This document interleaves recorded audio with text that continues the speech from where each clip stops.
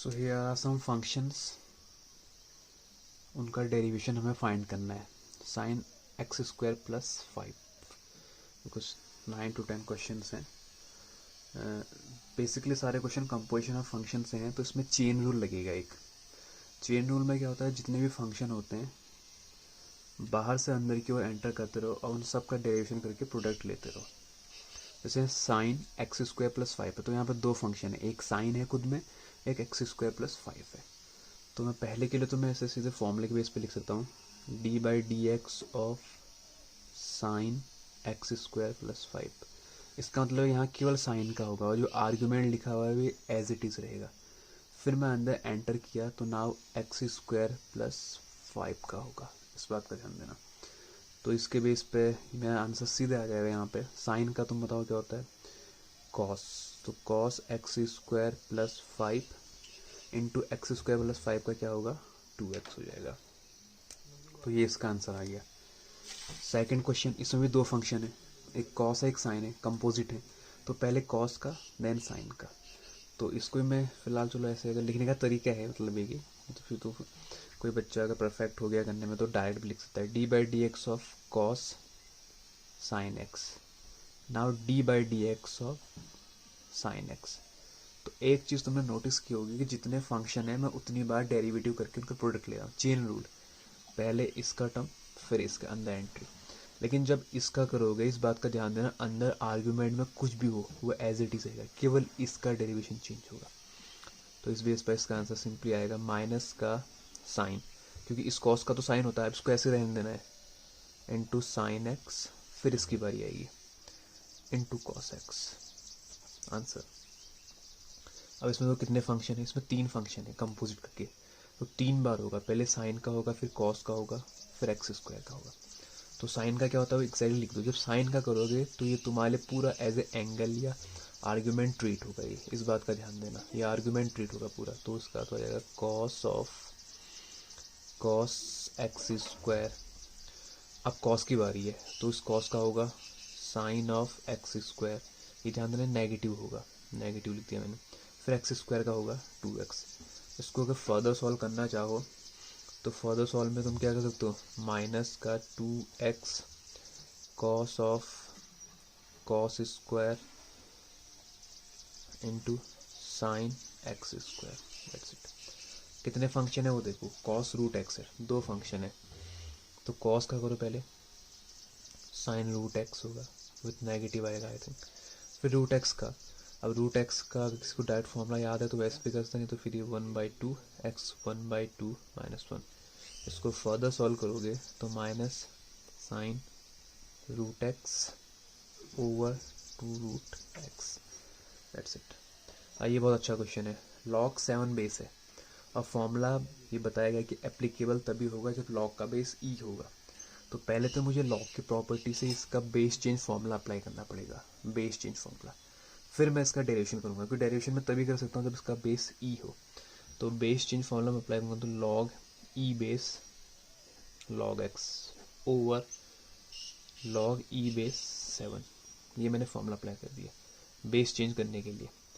बस अब लॉग ई base 7 into अब इसका होगा, तो इसका तो लॉग एक्स है. लॉग अभी एक्स आर्ग्यूमेंट में लॉग एक्स ही है, सो 1 लॉग एक्स. अब लॉग एक्स का होगा 1/x.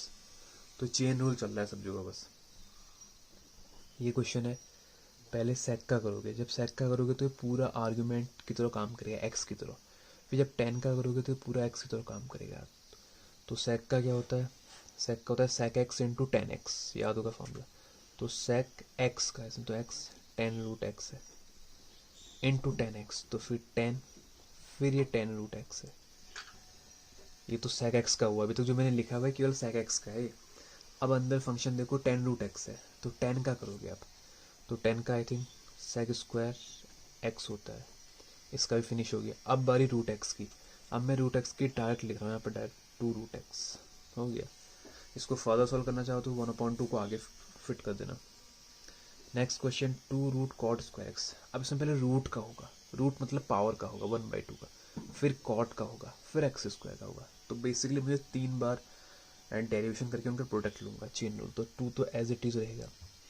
अब इसका 1/2 होगा, क्योंकि रूट को 1/2 रख सकता हूँ मैं, 1/2 आएगा, 1/2 कॉट एक्स स्क्वायर। ये ध्यान देना भी रूट का कर रहा हूँ तो ये ऐसे रहेगा। अब कॉट की बारी है, तो कॉट का तो माइनस का कोसेक स्क्वायर एक्स होता है, बट यहाँ एक्स तो एक्स स्क्वायर है, इसका भी हो गया। अब एक्स स्क्वायर की बारी है, तो ये 2x हो गया। इस 2 से 2 कैंसिल।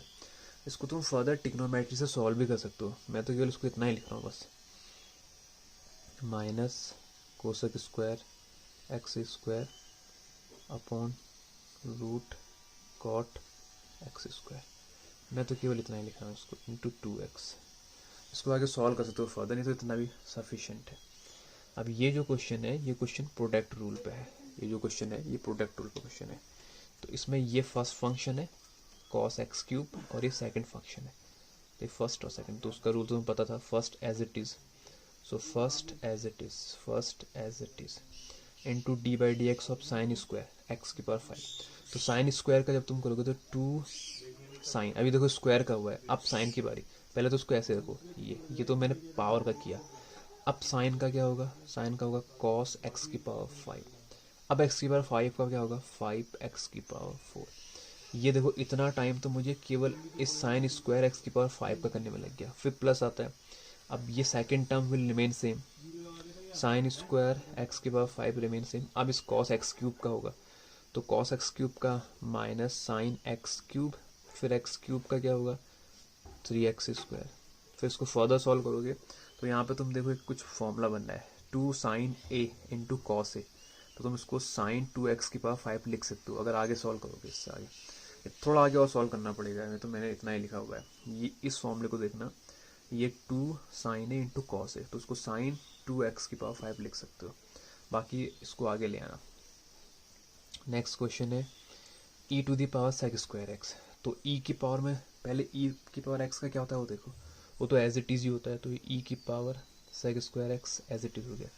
अब सेक स्क्वायर एक्स का भी करोगे यहाँ पे, तो सेक स्क्वायर एक्स का 2 सेक एक्स, ये तो पावर का हो रहा है। फिर आई थिंक इसका 10x होगा, ये 10x, ये देख लेना। तो ये आंसर आ गया बस।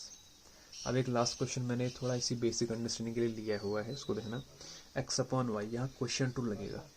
अब यहाँ y है, तो y तो नीचे वाई स्क्वायर होता था, और फिर y यहाँ एज इट इज़ रहेगा।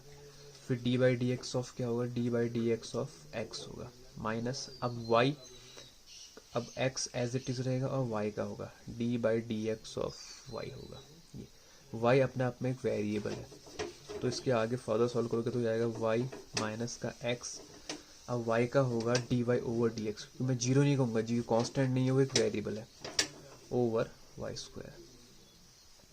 तो इस बेस पे चेन रूल को समझो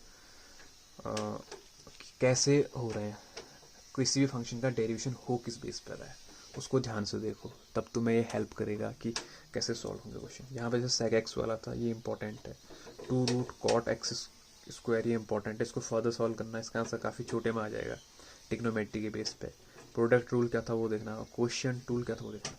उसमें खुद क्वेश्चन में मेंशन किया हुआ है कौन कांस्टेंट है। अगर बाय द वे यहाँ पे ए होता, वैसे जो एनसीईआरटी का बेसिक है उसमें a b c d t ये कांस्टेंट ट्रीट होते हैं, एक्स वाई वेरिएबल है। तो वाई का मुझे अगर एक्स के रिस्पेक्ट में करना है तो d y over d x होगा, जीरो मत कह देना उसको, इस बात का ध्यान देना, जीरो नहीं होगा वो, उसका d y over d x होगा, वाई वैसे ही रहेगा फंक्शन के फॉर्म में। और ये लॉग वाला मैंने बताया पहले भी कि लॉग एल एन एक्स जब होता है वो ई नेचुरल लॉग होता है, तो उसका 1/x होता है, बट इसका बेस तो 7 है यहाँ पे लॉग एक्स के बेस में। तो पहले मैंने बेस चेंज किया, बेस चेंज करने के बाद फिर आगे सॉल्व करूँगा इसको। तो इसको ध्यान से देखना, इसके बेस पर तुम जितनी प्रैक्टिस करोगे तुम्हारे उतना आसान होगा।